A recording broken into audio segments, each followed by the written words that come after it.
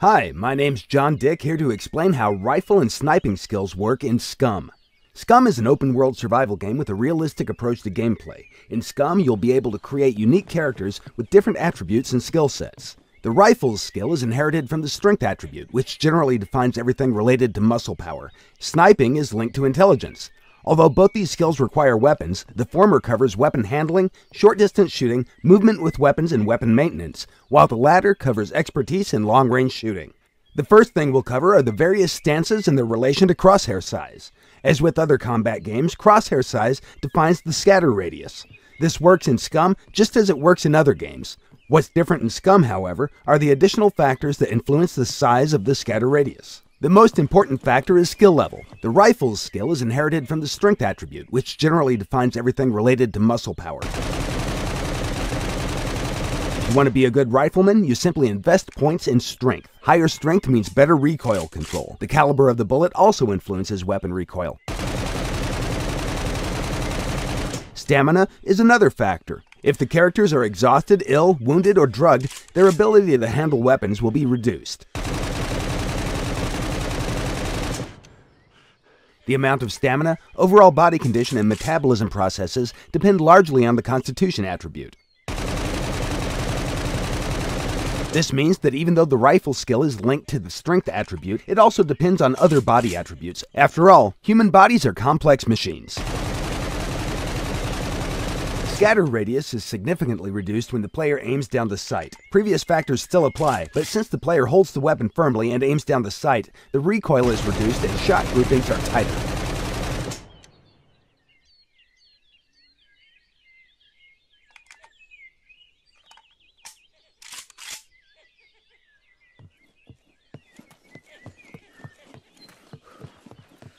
When aiming down the sight, you may hold your breath, which is extremely useful in single fire mode. Holding breath is just as beneficial for rifles and the sniping skill, and it'll help you make more precise consecutive shots. While inexperienced characters can place only 1 or 2 bullets in the target, skilled riflemen can hold their breath longer and place up to 10 shots before they lose their breath. The breath-holding function is divided into 3 parts: taking a breath, holding it, and releasing it. These all depend on the skill level and will define the final aiming noise. Other factors from the scatter radius are also taken into consideration when the aiming noise is being calculated. Finally, every time you fire a weapon, it recoils and returns back to center. This is a skill link parameter as well. The better the skill, the closer to the center the weapon will return. In most games, a simple recoil procedure is used, forcing the player to return the weapon to the center manually. If you fire 3 or 4 consecutive shots, you'll be holding the weapon straight up in the air. And that's kinda lame, don't you think?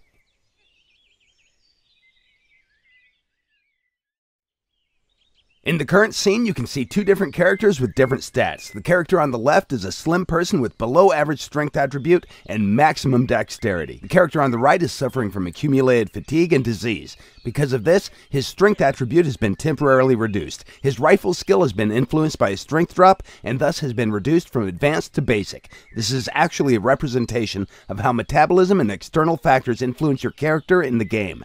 Now let's see what happens when these 2 guys meet. Nice! Now let's talk about the sniping skill. The sniping skill is weighted with the intelligence attribute, and you need a weapon and a scope for sniping.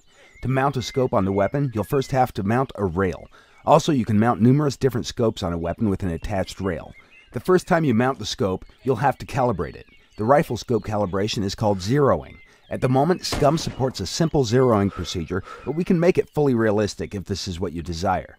To zero your weapon, find a target at a certain distance, for example, a target set 100 meters away. Set your zero value to 100 meters and fire 1 round at the very center of the target. Check where the shot went and adjust the windage factor. Repeat the process until you get your shots perfectly centered. 1 windage click equals 1 millidot marker. In case you drop your weapon or it gets damaged, you'll probably have to repeat its zeroing. For the bullet trajectory, we use G1 ballistic formulas. In SCUM, the bullet's trajectory is influenced by caliber, ballistic coefficient, wind, temperature, humidity, air pressure, altitude, and, of course, gravity. Most of these values are on the left. Once you find your target, first you need to estimate all the mentioned parameters.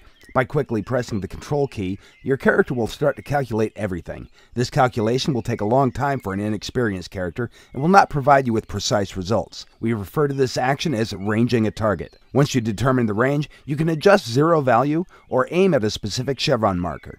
The current scope is factory adjusted for SVD, but it can be used for all other weapons as well. However, chevrons will only work for SVD since they have been calibrated for SVD's standard ammunition. The SVD scope has a built-in rangefinder that enables you to quickly estimate a target's distance too. When you develop more skill, you'll be able to range targets faster and with more precision, which is crucial if you need to kill your target quickly. A skillful sniper will be able to engage more targets at different distances than an inexperienced one. Furthermore, the skill also defines how far the sniper can range targets. As you gather experience points, your character's sniping skill grows, and in time, your target ranging distances will improve. It's understandable that there's no such thing as an innate ability to determine the exact ranging values. The currently shown values are for testing purposes only. We can replace them with descriptions like low, medium, or high humidity, for example, or leave them as they are depending on what the community wants. In the future, temperature, humidity, and pressure will be linked to a survival skill and shown accordingly depending on the skill level. In the current example, the sniper engages multiple moving targets. The first two targets move at a walking pace, the second two move at a jogging speed, and the last one, set 1,000 meters away, moves at an average running speed. Please do notice that the sniper isn't even trying to hold his breath for the first few shots. As it's difficult to range moving targets set more than 600 meters away, it's smart to aim at the bottom of the target or to use a static object near the target to get the reading. A skillful sniper will be able to use mil-dots to hit targets moving at different distances.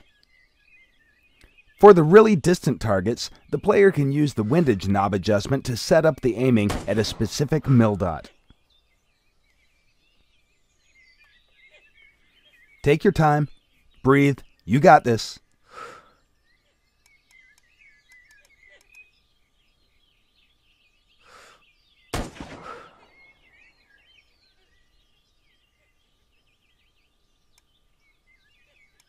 Any day now.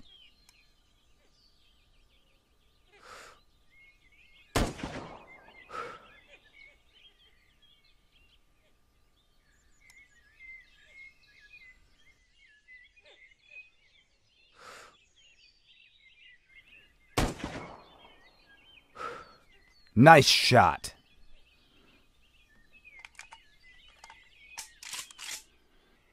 Here, the sniper has changed his location and obtained an elevated position.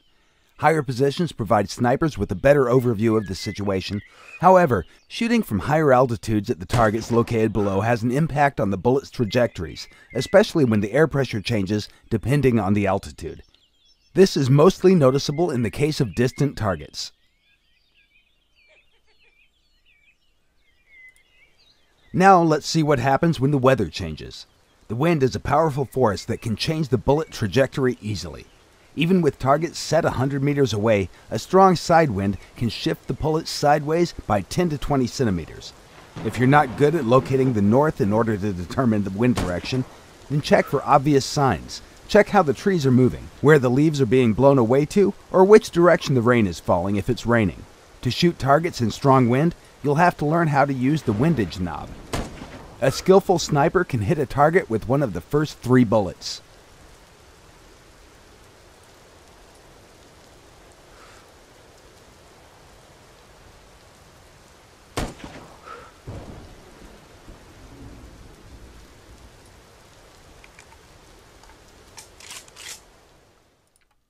In this short clip, you can see different weapons using the same type of scope. Notice how the SVD has a stronger bullet than the AK. The SVD's kickback is more powerful, and the AK can't even reach the target by aiming at the same chevron. Now, let's see how all this actually works in the game itself.